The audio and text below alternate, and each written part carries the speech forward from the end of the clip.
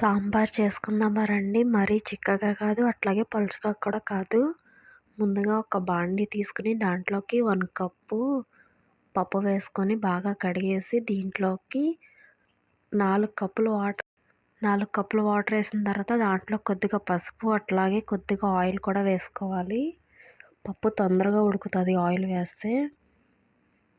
ఇప్పుడు stove on చేసి stove మీద పెట్టేయాలండి. చూసారా పప్పు ఉడుకుతుంది. ఇప్పుడు మాట్లాడుకుందాం. ఇదైతే పూర్తిగా ఇది నా స్టైలేనండి, ఎవరిది కాదు. నేనే సొంతంగా కనిపెట్టుకున్నా.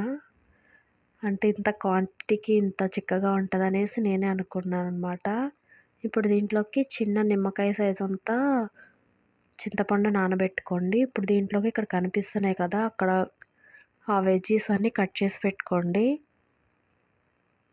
ఇప్పుడు పప్పు చూసారా ఉడుకుతుంది. ఇప్పుడు దీంట్లోకి కట్ చేసి పెట్టుకున్నటువంటి వంకాయ, ఉల్లిపాయ, అట్లాగే బెండకాయ. నేనైతే కొన్ని 2-3 ఉల్లిపాయ వేసానండి డైరెక్ట్గా. సాంబార్లోకి అవైతే చాలా బాగుంటాయి అన్నమాట. ఇప్పుడు ఉప్పు వచ్చేసి 1 టేబుల్ స్పూన్ వేసుకున్నా. 2 టేబుల్ స్పూన్ అండి. 2 టేబుల్ స్పూన్ ఉప్పు వేసుకున్నా. చూసారా బాగా ఉడుకుతుంది. దగ్గరకు అయిపోవాలండి. పప్పు మొత్తం బాగా మెత్తగా ఉడకాలి. ఉల్లిపాయ పట్టుకొని చూసారా ఉడికింది కొద్దిగా. ఇప్పుడు ఇట్లా మూత వేసుకోవాలండి. పూర్తిగా అయితే మూత వేయకూడదు. ఇంకొంచెం ఉడకాలి పప్పు అనేది. పూర్తిగా వేస్తే పప్పు అనేది తొందరగా పొంగిపోతుంది. ఇట్లా పక్కకి ఇట్లా సైడ్కి పెట్టేసి ఉంచాలి. ఇప్పుడు పప్పు అనేది ఉడికిపోయిందండి. ఇప్పుడు ఈ కూరగాయలన్నీ తీసేయాలండి. ఉల్లిపాయ, అట్లాగే మీకు నచ్చితే వెజ్జీస్ అన్నీ బయట తీసేయండి. నేనైతే ఇట్లాగే మిక్సీ పట్టేస్తాను మెత్తగా చేసి. ఇప్పుడు ఆ వాటర్ అంతా వంచేసి ఒక గిన్నెలోకి తీసుకోవాలి. దీంట్లోకి ఒక లోటాడు వాటర్ అయితే వేసుకొని ఉడకబెట్టండి, అదే మరగనివ్వండి. దీంట్లోకి టమాటా కూడా వేసుకోండి. ఇది బాగా మెత్తగా ఉడికిపోవాలి. ఈలోపు దాన్ని మిక్సీ చేసుకొని పెట్టుకోండి చల్లారితే. ఇంతేనండి, ఎంతో సింపుల్గా చేసుకోవచ్చు సాంబార్ అనేది. ఏం టేస్ట్ అయితే నో కాంప్రమైజ్ అండి, అంత బాగుంటుంది. ఇదిగోండి చూసారా ఇప్పుడు మెత్తగా మిక్సీ పట్టేసుకోవాలండి. మిక్సీ అయితే మాత్రం స్కిప్ చేయొద్దండి, అదే మెయిన్ అండి. స్టవ్ మీద పెట్టిన వాటర్ని ఇప్పుడు దీంట్లోకి వేసి ఒకసారి తిప్పేసుకొని దీన్ని స్టవ్ మీద పెట్టి బాగా మరగనివ్వాలండి. టమాటా మెత్తగా ఉడికేంత వరకు ఉడకనివ్వాలి.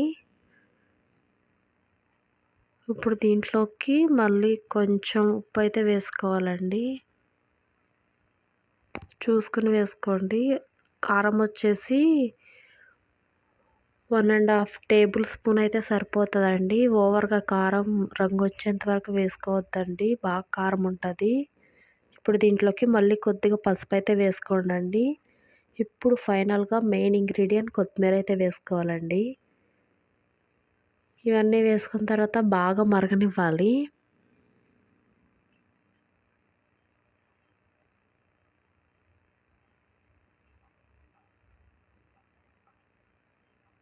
నాకు ఇక్కడ కారం ఉప్పు అనేది కొద్దిగా తక్కువైంది, అందుకే నేను మొత్తం కలిపే చెప్పాను.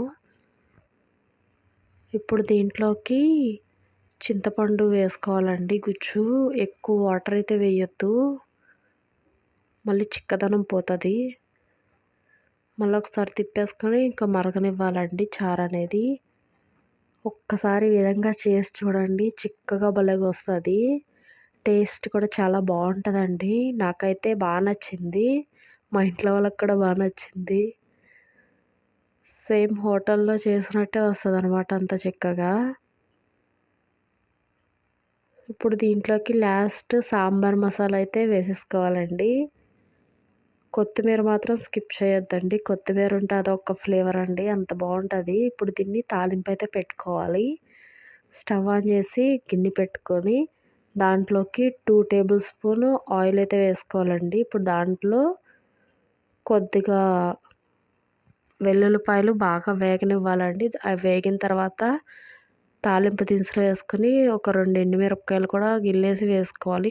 అలాగే కరివేపాకు కూడా వేసుకొని వేగిన తర్వాత ఈ సాంబార్నైతే దాంట్లో వేసేయాలండి.